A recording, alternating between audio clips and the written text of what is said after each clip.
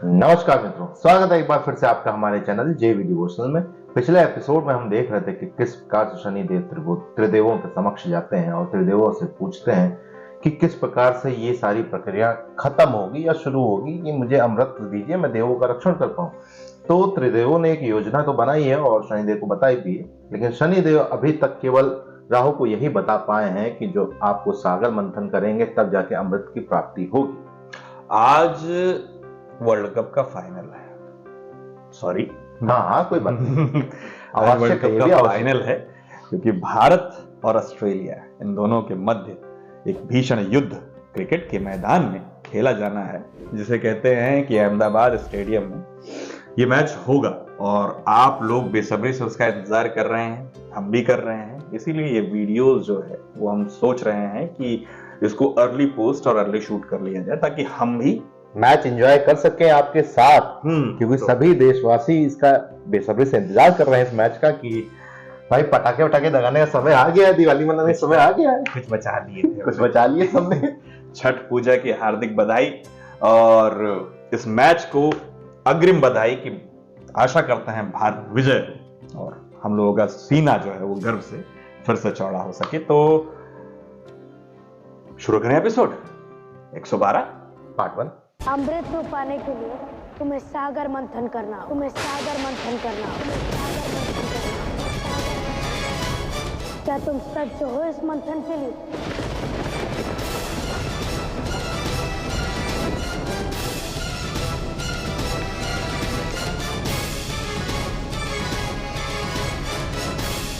अब कौन सा नया खेल खेल रहा है शनि मेरे साथ? क्या है ये मंथन? मुझे अमृत चाहिए, सुझाव नहीं। इसी सुझाव से अमृत मिलेगा राहु। मंथन ही एकमात्र मार्ग है राहु अमृत को पाने का। और यदि तुम्हें मुझ पर विश्वास नहीं तो स्वयं अपना मार्ग ढूंढ लो।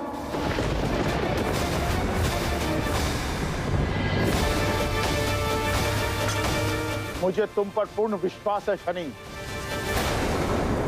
परंतु मुझे यह बात समझ में नहीं आई कि यह मंथन है क्या, और तुम्हें कैसे ज्ञात हुआ शनि कि मंथन से ही अमृत प्राप्त होगा?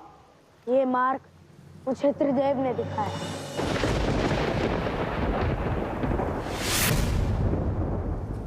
तो कहां है अमृत शनि?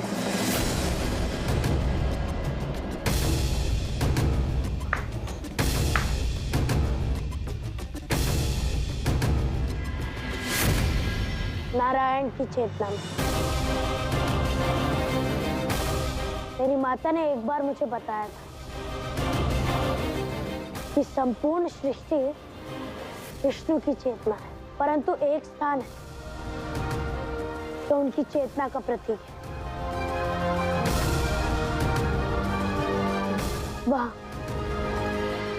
जहां से वो संपूर्ण सृष्टि का चक्र चलाते हैं।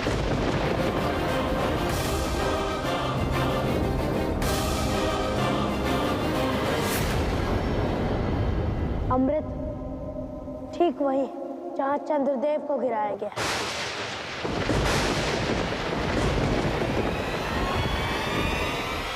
क्षीर सागर में।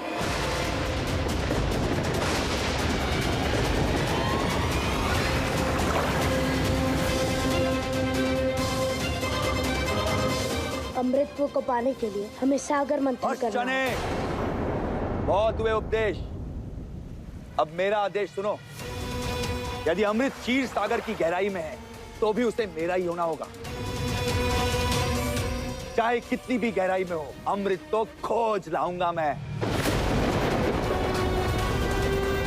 अब देखते जाओ कर्म फल दाता कैसे राहु और अन्य असुर अमर होते हैं।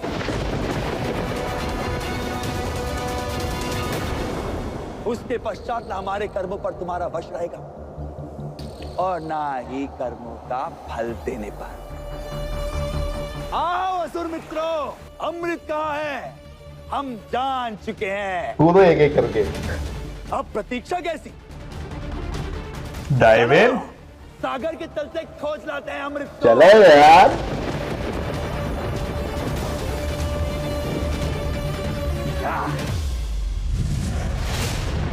उनका चप्पू बनाएंगे क्या? मुझे पता था ये होगा। चमगादड़ की तरह कूदा भाई। मुझे पता था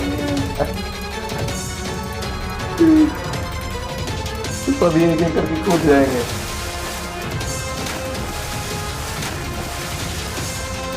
मती फिर गई तो कहाँ है? मछली पकड़ रहा है।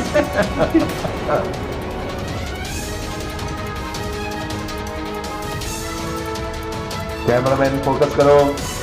जल्दी फोकस करो।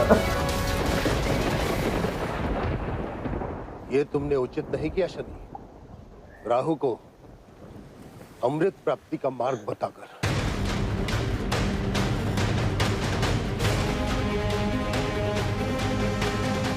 देवताओं के उत्थान की जो थोड़ी बहुत संभावना थी वो भी तुमने समाप्त कर डाली है। क्या आवश्यकता थी राहु को अमृत का स्थान बताने की? अब तक मैं समझता था कि राहु ही एकमात्र है जो अपने अहंकार और उत्तेजना के कारण किसी की नहीं सुनता, परंतु अब समझ में आ रहा है कि देव भी उससे कम नहीं, विशेषकर आप सूर्यदेव। आपका अहंकार भी आपको किसी की पूरी बात सुनने नहीं देता। तो ठीक है, सुनाओ। कहो क्या कहना चाहते हो? मैं केवल ये कहना चाहता हूँ, यूरेका, यूरेका। ओ ओ ओ मोबाइल ले आए। कुछ तो ले आए। हाँ कुछ तो लेके आए। सोने का मटका है। एक्साइटमेंट देख रहे हो भाई। यूरेका।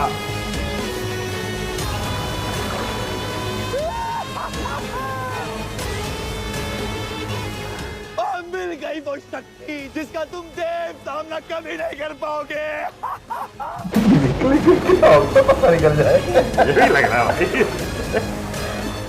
अमृत मिल गया।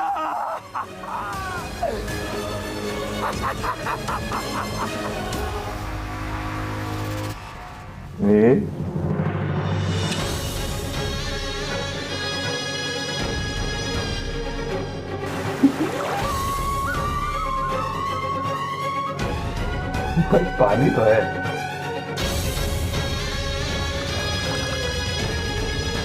गाड़ी तो नहीं है।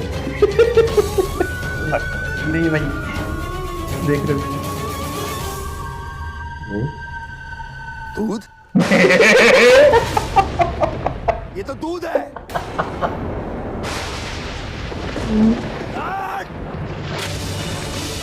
सत्यानाश।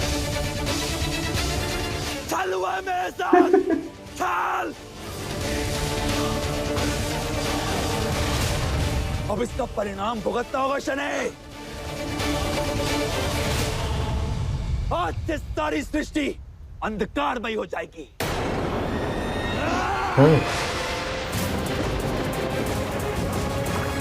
सच में एकदम मती फिर गई। उत्सुकता।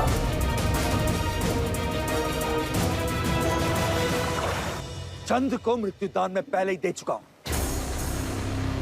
अंतिम अवसर है शनि तुम्हारे पास। बता दो अमृत कहां है, अन्यथा इस बार सूर्यदेव की बारी होगी।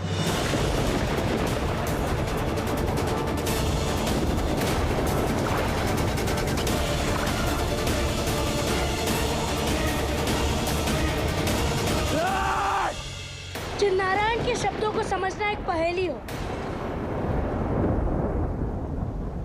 उनकी चेतना तक ऐसे ही पहुंच जाओगे राहु।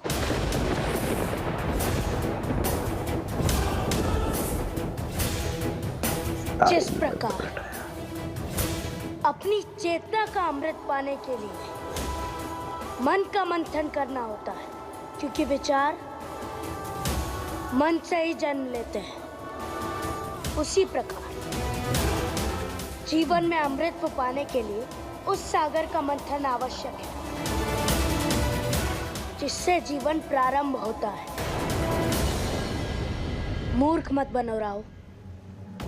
एक क्या समस्त देव जाति को भी सागर में डुबो दोगे तब भी अमृत नहीं मिलेगा।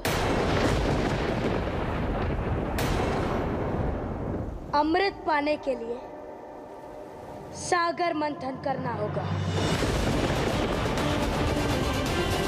कैसे? मुझे बताओ, मैं करूंगा मंथन। ये तुम्हारे अकेले के वश की बात नहीं है और ना ही असुरों के। मंथन करने के लिए तुम्हें देवताओं की भी सहायता लेनी होगी। अच्छा, देवताओं की? क्यों? क्योंकि ये क्षीर सागर है, घरों में भरे जाने वाला जल का पात्र नहीं। असीम शक्ति लगेगी और त्रिदेव की सहायता भी। देवों और असुरों के सम्मिलित प्रार्थनाएं त्रिदेव को प्रसन्न कर पाएगी और उनकी सहायता हमें मिल पाएगी।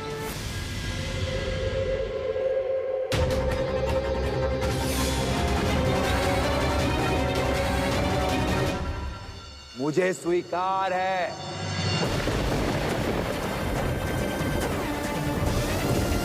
और वैसे भी देवता अब हम असुरों के दास हैं और दासों को स्वामी की सहायता करनी होती, करनी ही चाहिए।